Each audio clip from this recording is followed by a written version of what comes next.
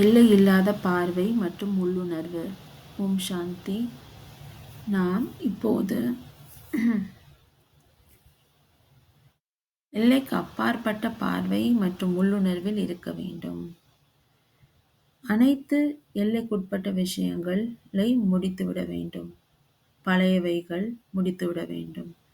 நாம் எல்லைக்கு அப்பாற்பட்ட பார்வை மற்றும் உள்ளுணர்வில் இருந்து கொண்டு அனைத்து ஆத்மாக்களுக்கும் முக்தி அளிக்க வேண்டும்.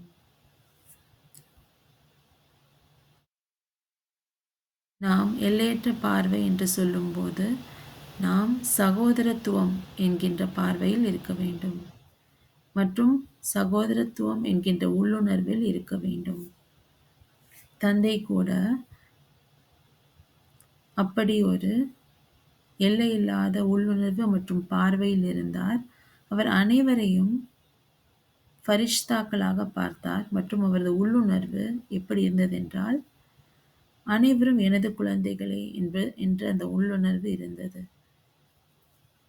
ஆகையால் நாமும் கூட அந்த சகோதரத்துவம் என்கின்ற எல்லையற்ற பார்வை மற்றும் உள்ளுணர்வை வைத்துக் கொள்ள வேண்டும்.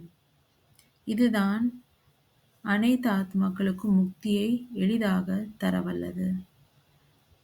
ஆகையால் நாம் எல்லைக்குட்பட்ட விஷயங்களின் கவர்ச்சியில் விடுபட்டுவிட வேண்டும் மற்றும் எல்லையில்லாத தன்மையில் செல்ல வேண்டும்.